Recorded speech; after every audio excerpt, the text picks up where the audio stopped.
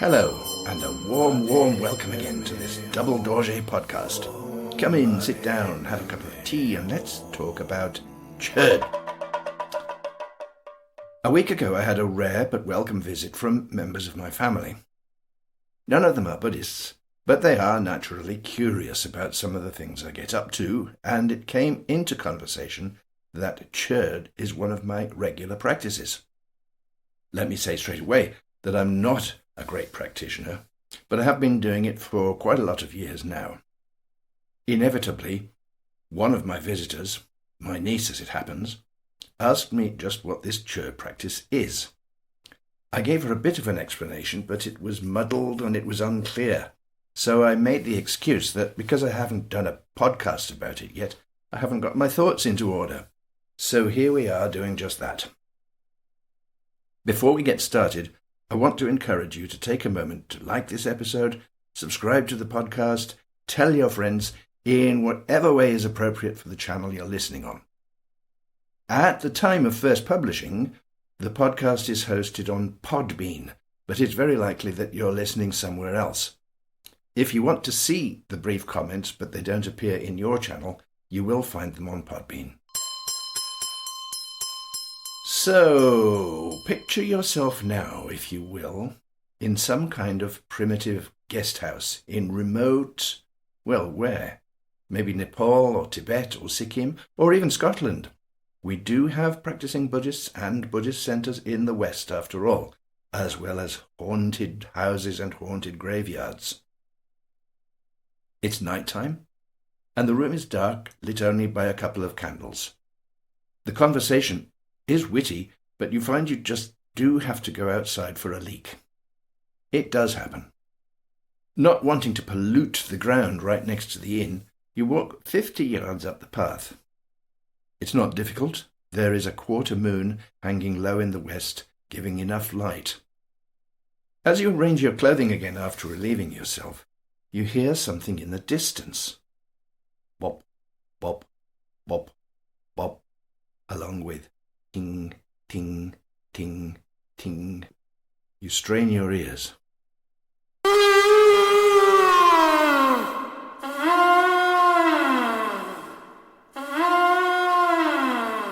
The blare of what is in fact a human thigh bone being used as a trumpet. Whoa! Back in the Double Dorje, because this guest house that we are picturing is an emanation of the real virtual Double Dorje restaurant, you tell your companions what you heard. "Oh," they say, "so we have a Chödpa in the neighbourhood, do we? Let's check him out. Do you suppose he's up at the old cemetery, the one that got too full of bodies? See if we can scare him, see if he's the real deal." You troop out and head that way, staying very close to one another. If by daylight you wonder whether the place is haunted by ghouls and ghosts, at this time of night you have very few doubts indeed. 20 minutes later, you're getting close. The sound does indeed lead you to the graveyard. "Shh, shh," say your companions.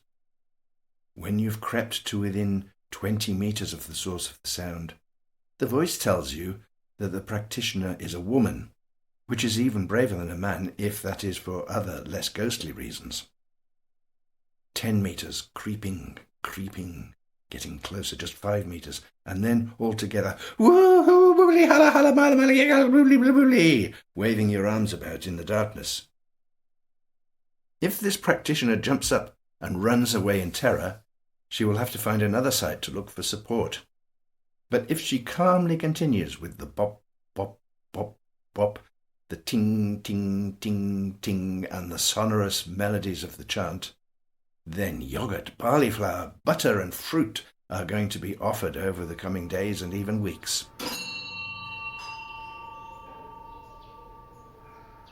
So what then is this Chöd? The simple answer is that it's a method of spiritual practice. A fuller answer is that it's a whole bunch of methods of spiritual practice. So much so that it is counted as one of the 8 great chariots of Buddhism in Tibet. It's described that way in the Treasury of Knowledge, which was composed in the 19th century by the one and only Jamgön Kongtrül the Great. The first Jamgön Kongtrül was a towering figure in the spiritual life of the Tibet of his time, and was one of the founders of the Rimé movement, the movement that dismantled at least some of the artificial walls between the established schools of Tibetan Buddhism. The founders of the movement worked very hard to make sure that it wasn't creating some kind of mishmash, and that it was preserving all the traditions in their full individuality. The implication of this seems to me that the movement may have been as significant politically as it was spiritually. As part of his work, Jamgön Kongtrül produced an enormous literary output, including the Treasury of Knowledge, which is something of an encyclopedia of Buddhism. In it he refers to these 8 chariots, the 8 practice lineages, or we might also think of them as 8 great rivers running through the Buddhist continent of the time. They include, amongst others, the Nyingma tradition, which is based on the early translations, the Kadam, which emphasized strict discipline and study, the teachings known as Path and Fruit of the Sakya school, the tradition of the Kalachakra Tantra, which was perhaps the last major tantra to develop in India and reach Tibet, 2 quite distinct varieties of Kagyu, and the tradition of Chöd. As usual, there's more to it than I have just mentioned, and in the description I will include some technical terms if you want to look them up later. I don't really think there is an equivalent in Western culture, but for a very, very rough suggestion, you might think of these rivers as having a parallel with, say, the Presbyterians, the High Church Protestants like the Anglicans, the Roman Catholics, the Eastern Orthodox Church. All have a lot in common, but they are quite different in other ways. There are 2 particular unique features of the Chöd tradition. Firstly, although its origins are closely connected to an Indian figure, Phadampa Sangye, Chöd as we know it now is a tradition indigenous to Tibet. Its main teachings and practices were formulated by an extraordinary woman, Machig Labdrön. If you only want to look up one of the things I mention in this episode, I would suggest that Machig Labdrön would be your best starting point. Iconographically, she is most often painted as a white Dakini figure, dancing on her left leg, holding a rather large raised double-sided drum known as a Damaru in her right hand, and a bell in her left. Oh, she also has a third eye in the middle of her forehead. In these pictures she is, obviously enough, raised pretty much to the status of a deity in her own right, although it remains perfectly clear that she was a very real human being. I'll not say more about her here, as the episode would then become altogether too long. And what were those teachings that eventually became so popular and that we still practice today? I think it might help to distinguish 2 sides, which is to say the ritual practice and the underlying thrust of her teachings. The first is perhaps better known, and the second perhaps more important. The name Chöd itself means cutting. It refers to the cutting of all attachments.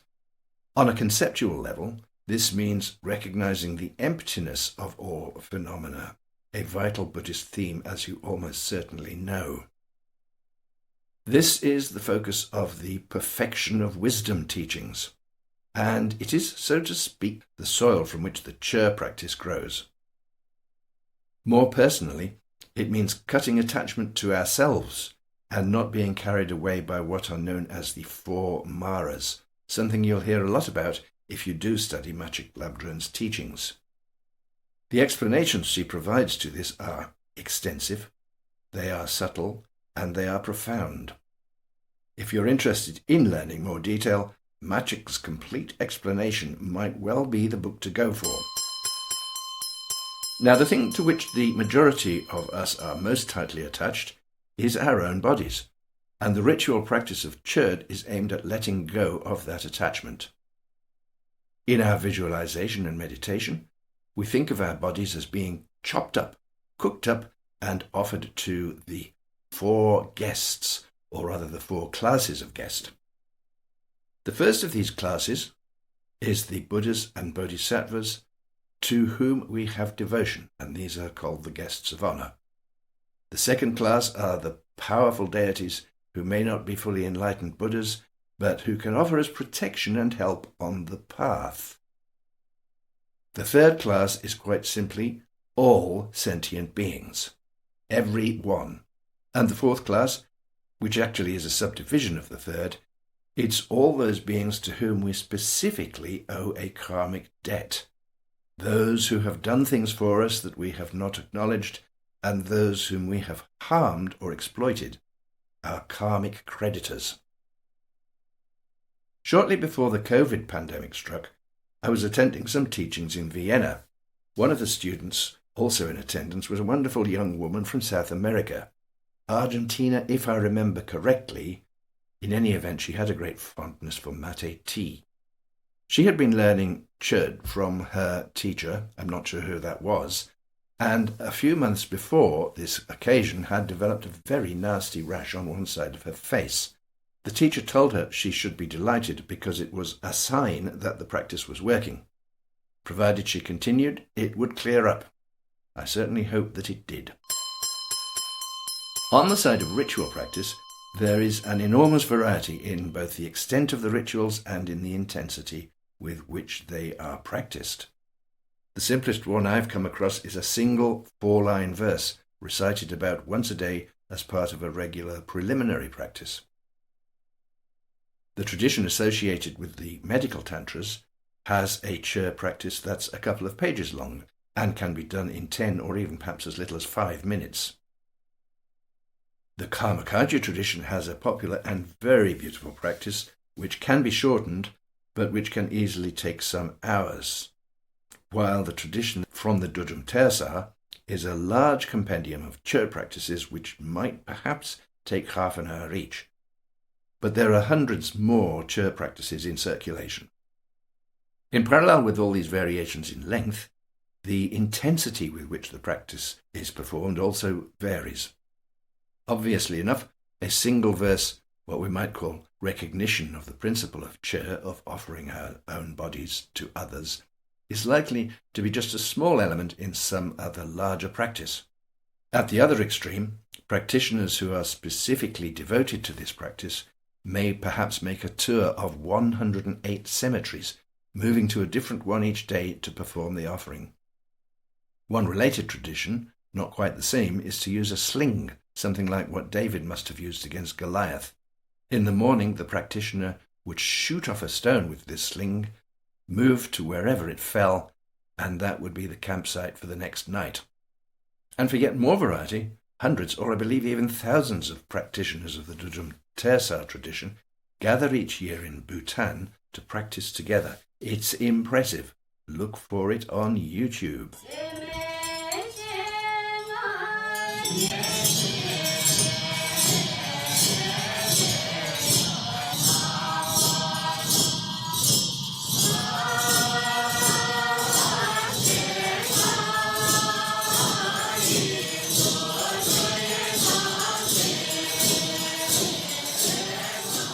That's the sound of thousands of practitioners at one of the huge meetings in Bhutan. Here is the sound of a lone practitioner.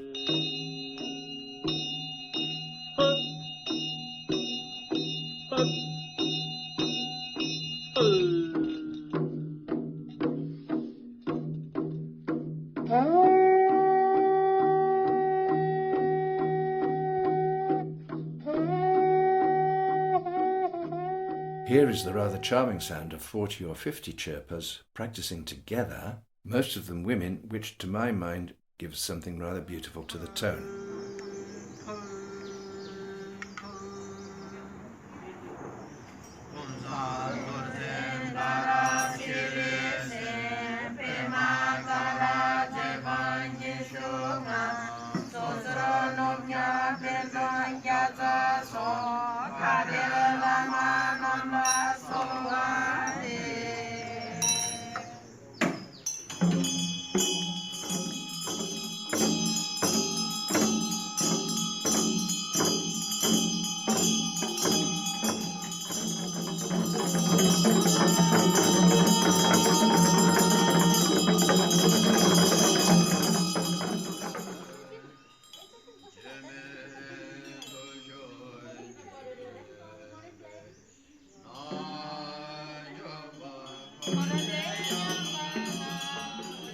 We should not forget that the cemeteries known to the tradition were not the peaceful, hygienic, almost sterile graveyards known to us in the West.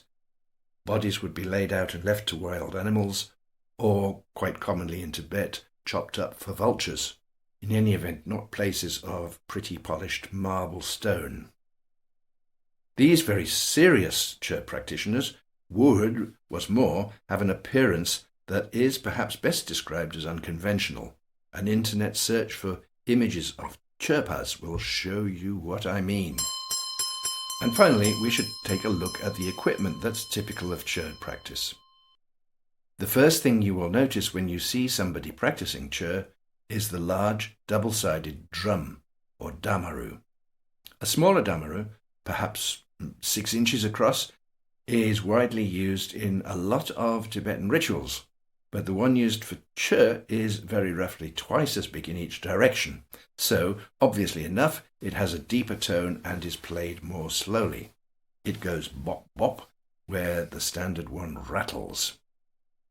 Oh, you can hear a standard one. It just occurs to me in the intro and outro I'm using for this podcast. It's played along with the bell, which is, again, something very common in Tibetan rituals, to accompany a chant that tends to be slow and in its own way very melodious. From time to time, this is punctuated by blowing the kangling, a sort of trumpet. Originally, and still quite often, a kangling is made of a human thigh bone, although these days wooden and resin versions are also used for a number of reasons. The fact that a human thigh bone is not easy to come by is only one of them. The requirements of travel is another. The rules and the laws about taking human body parts across borders will all differ according to the countries concerned. And in many cases, it is in fact legal to take such an object, even though it does consist of human remains, across borders. But not in all cases, and not all border guards are in any case likely to know the detailed rules about the difference between human tissue and an antique artifact. My own teacher recently told me a nice story about one of his teachers, the late Yeshe Dorje, a powerful Chöd practitioner, also noted as a Rainmaker. There is a biography of him referring to that very name, the Rainmaker. He had travelled across the border between Nepal and India quite a number of times with his real kangling without any problem, but on one occasion the Indian border staff decided that this was just not a good thing, and they wanted to confiscate the kangling. Yeshe Dorje said something like, "Oh, very well, but give me a couple of minutes first." He then picked up the kangling and blew it fiercely in the 4 directions, before offering it to them, saying, "Now you may confiscate it, but if anything bad happens, I accept no responsibility." The guards, by now quite nervous, wouldn't touch it, saying, "No, no, no, take it away. Off you go and take it with you." So, how did our practitioner out in the dark and haunted cemetery, a kilometre away from the Double Dorje extension guest house, react? Did she scream and run away in terror? Or did she overpower you all with the splendour of her spiritual realization? That part of the story is for another time. So with that, we've reached the end of today's episode. Don't forget to like, share and subscribe, and keep letting go. Bye.